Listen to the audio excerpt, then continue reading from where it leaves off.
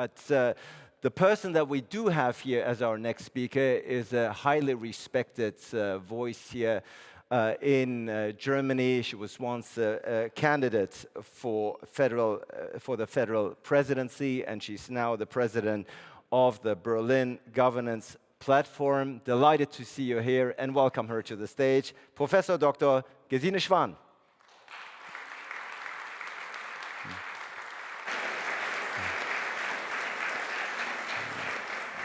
Thank you. Good morning, ladies and gentlemen. I have to apologize for several reasons. First of all, you hear my voice is not very good. Last night I still thought I would make it, but I made it, and I'm very happy to do so. Second, I am not really part of your community because I never worked really about India and Europe.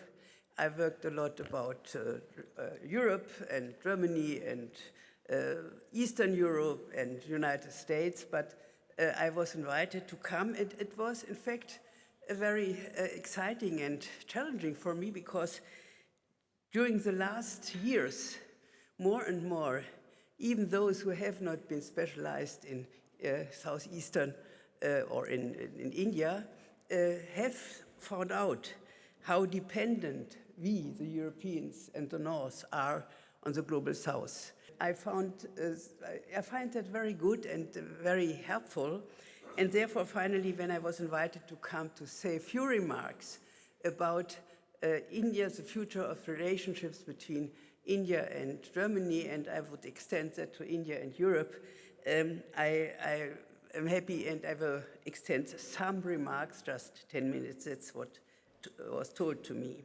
So thank you very much. It's a big honor for me to be part of that exciting conference, and I do hope that I can contribute a little bit from a political scientist, because this is my job, point of view. The world has changed tremendously during the last years, and in many regards, it has changed to the worse. But concerning the Indian-German, or to better, the Indian-European relations, it seems to be the contrary. In Germany, if we want to encourage somebody, we often use the following saying: if one door is closing around you, another one will open. Just open your eyes. In fact, from a European perspective, important doors are presently being closed. A long-lasting, reliable partnership between the United States and Europe has lost its reliability.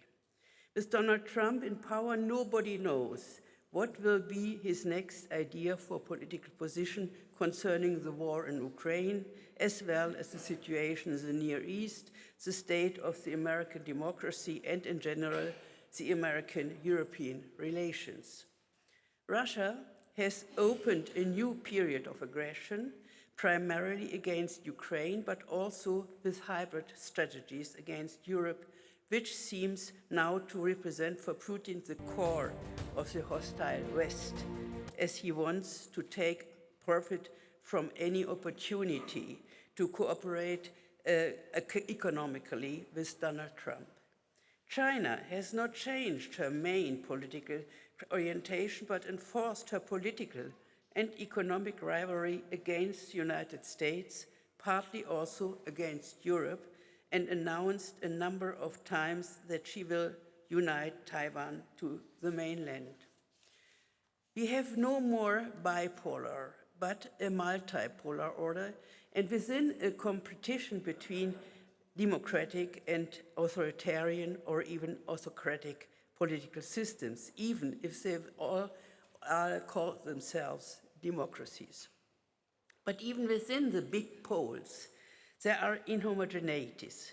Within the European Union, Hungary, Slovakia, and possibly in the future, the Czech Republic, after the election we had just last Sunday, tend to change into an illiberal democracy, which comes close to an authoritarian regime, and even within democracies, given certain political parties pursue right-wing authoritarian policies. Donald Trump obviously wants to change the United States into an autocratic regime and has just proclaimed a domestic war against his political adversary, including the Democratic Party. As you have certainly found out, the point of view of my brief classifying of the countries and poles is following the lines of political systems. It might seem to many of you as being tied to old-fashioned Cold War bipolar criterions. It could seem to you that I go on with a Western arrogance which assumes the position of judging the quality of the political systems around. And in fact, the character of the political system matters to me a lot, as I still have vivid memories of the Cold War, which I experienced in West Berlin, so you see how young I am. But of course, I know about the history of hypocrisy and double standard by which Western governments and countries have discredited democracies and their authority. And I know the arrogance of the North against the global South. And when I follow the rule of the famous German philosopher Immanuel Kant, I have at least to mention him being a political scientist and a person who represents political ideas. So Immanuel Kant, namely to put myself in the shoes of my partners in order to develop empathy and a path of common sense, Gemeinsinn, and justice, I am repulsed by all the Western arrogance. So I think we have to distinguish between keeping to the ideal of liberal democracy and social justice, and on the one hand, and claiming what the West in this history has done too often and too often to have indeed realized it. In fact, Europe and other Western countries have to acknowledge once forever the difference between the ideal and the reality we have practiced. But with all the doors closing around us, where is the one which is possibly opening? I think that is exactly the door to a better, means more intense and more both sides, more satisfactory cooperation between India and Europe. After her independence, India has a long tradition of first non-alignment and then more and more multi-alignment policy. It seems to me that given Donald Trump's non-friendly custom policy towards India, her distancing from the USA and her necessary balancing between rivalry and cooperation with China, India could be interested in more cooperation with Europe without rapidly escalating tensions with China or necessarily undermining its vision of multipolarity. Europe should understand its cooperation with Russia, that India's cooperation with Russia, and which has always to avoid a close alignment between China and Russia. We Europeans have to understand and accept once forever this balancing and should not require any camp policy and fidelity proof from India. We should also avoid lectures about democracy. In comparison with China, India is a convincing democracy with some very supportive traditions and some contradictory historical traditions, for instance, the treatment of women, but you have just mentioned how many creative women you have also amongst, in general in India, but also amongst your convening. So we cannot accept under the point, of course, what has been has happened, we cannot accept under the point of view of human rights and democracy. But the Indian government has itself started actions against it, and we all know how difficult it is to change long-term traditions deeply rooted in society. This is always a big job. What is obviously also deeply rooted in Indian society is the interests of Indian people in discussing intensely and with an open end any social relevant questions. A society which is inclined to open and thoroughgoing discussion is necessarily democratically oriented. Europeans can learn a lot from India's young society. its drive towards economic and technological innovation, its energy and imagination. This is, by the way, also an advantage of India in comparison with demographic problems in China. India has proclaimed an ambitious program to exit the status of a developing country and to become industrially developed.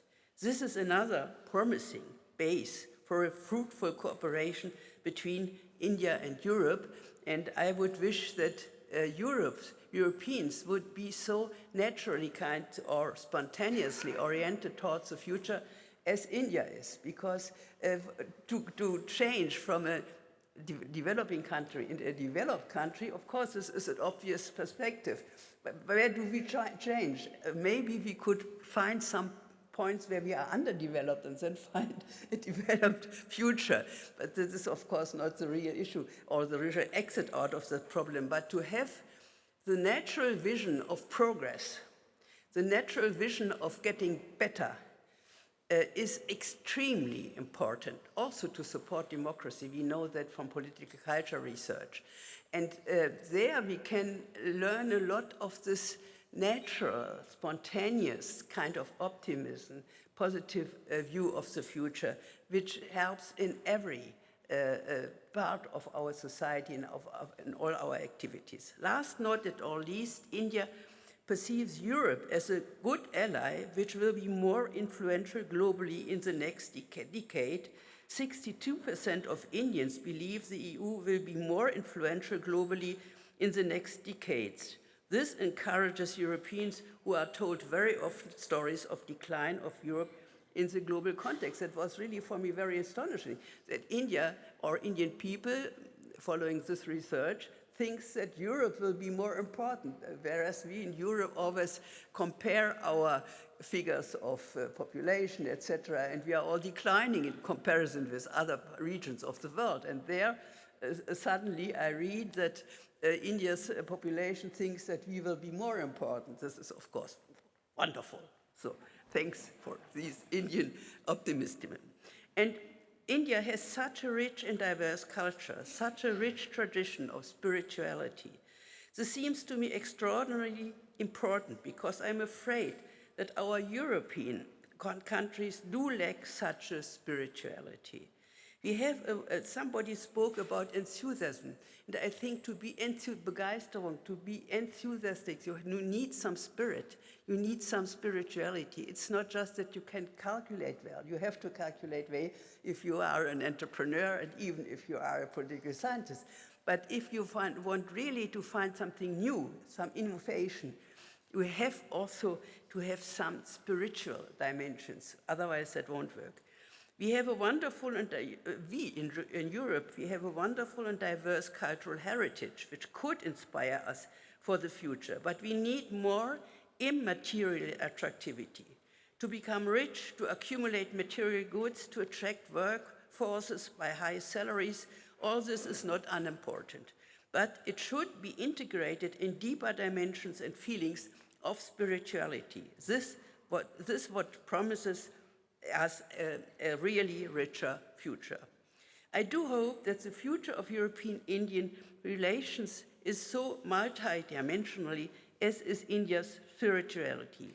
We Europeans can learn a lot from your diversity, from your spirituality, and by the way, diversity, if it is really fruitfully and actively accepted, if you really do something out of diversity, if you do not just say you suffer from this diversity, then you can make something out of it. It is not automatically that diversity leads to innovation, but if you take it positively, then it will lead to innovation, and this is an excellent chance. It depends on us, on our attitude, how to deal with it. So maybe we can even learn from each other and develop our culture together. Thank you for your attention.